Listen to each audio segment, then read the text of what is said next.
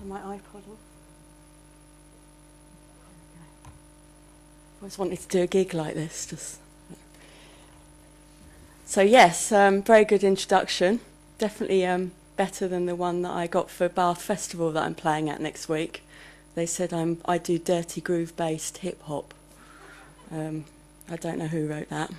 But anyway, that would be nice, wouldn't it? So yes, I've been making collage media since around 1991, 92. And I'll talk a bit about the background of that, and then play a bit of stuff and show some stuff, and then show the new piece that I've made. So I started off making collage in the early 90s, in the days when it still felt worthwhile to be releasing audio in a physical form rather than sort of putting it out into the ether and launching it into space and never seeing it again. And so, yeah, I started off sort of in a kind of DJ format of working, where I'd make collages, and gradually the layers would become more than the sum of the parts. And I started realising, oh, actually, this collage music, I could actually release this as me rather than being all the different people that I'd taken from. And so I started doing that in the early 90s.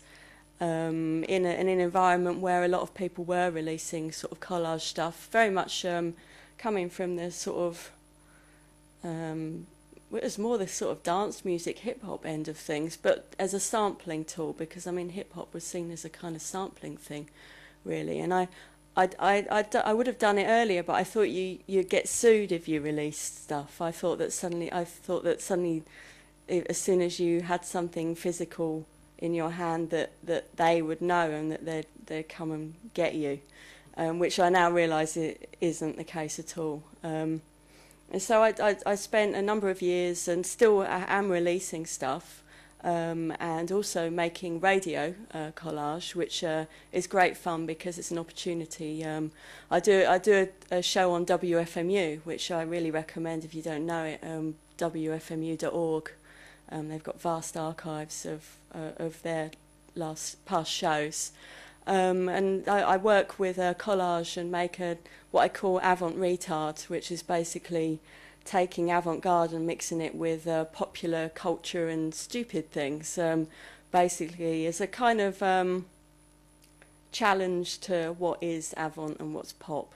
Because really, I really wonder what the difference is sometimes, and I think it's to do with what the media decide to focus on as being sellable, and that's all it is sometimes, because if you look into other art forms like comedy, then there's people making the most surrealist stuff, and it's very, very popular and mainstream.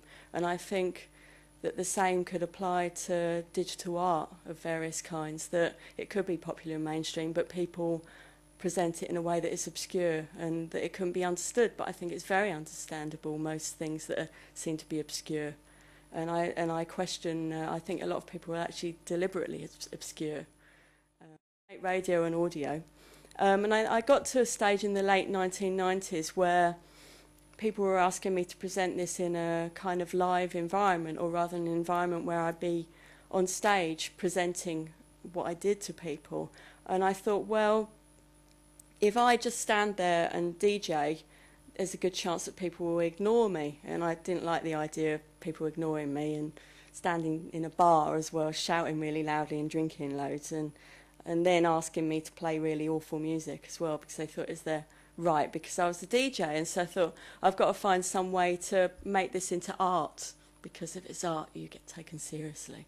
And so I thought, well, I need a visual element, and which is something that I was very familiar with, because when I went to college, I made video collage there, but I couldn't work out what to do with it once I left, because in the late 80s, that was when it was all edit suites, and it was £100 a day for an edit suite. And so when I left there, by default, I kind of fell into audio, because it was a cheap way of working, having an Amiga and that kind of thing. It was very cheap, less than 100 quid to make music. So in 1991, I applied for my first art commission, which was to basically get a computer and start making video stuff, which I did. And that was I made a sort of my first live set, which was quite primitive really, and a lot of it was just based on just inputting what little video I had into a machine and editing, cut and paste in Adobe Premiere. I applied to Lovebytes for a commission. It was, how many was it? I don't know if it's 4 years ago. I can't remember how many years ago it was. And but I applied for a commission, and I did a film called We Edit Life, which was basically self-explanatory. It was about the idea that you could use a computer to edit scenarios that never could have happened because of time, space, and money. And that's the way I still work, and it's become a reflection of the whole way that I work, is that the wonder of collage is that you can create a magical world which couldn't really exist because of the constraints of the people and the things happening within it. I'm going to show a short film in a moment called Story Without End, and it was something commissioned by Sonic Arts Network a couple of years ago. It's a short film, and it goes along the similar lines of people basically I'm the conductor within the film, and the people are making things happen that wouldn't normally happen, but thanks to collage they do. So yeah, if we could just put Story Without End on now, please.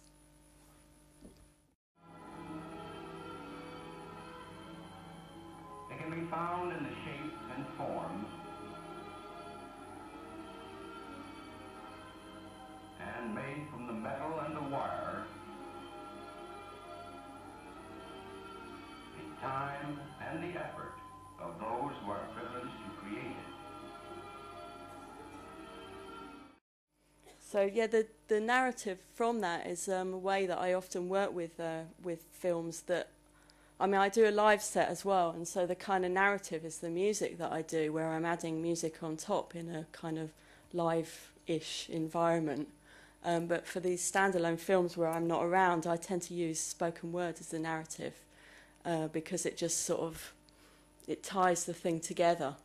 And it's actually quite hard working with collage of found footage because you can't direct what didn't happen, and so all the people, they'll only do what they did at the time, and you can't do an awful lot to make them do something else, and a lot of the time they'll do things that you don't want them to do as well.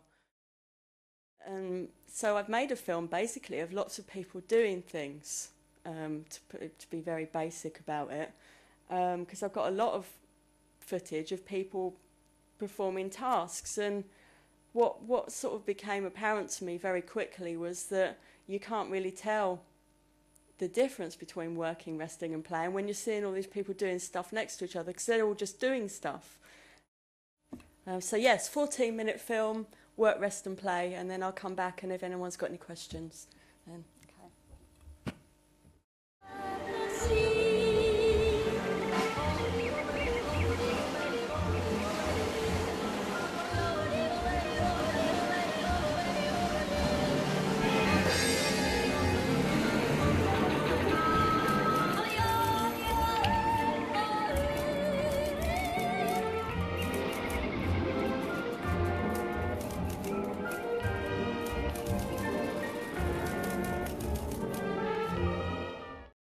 Well, it's really nice to see it that big, because I don't know, anyone here who makes work, I'm sure you know that it's not truly completed unless you're sitting in front of lots of people and everyone's looking at it.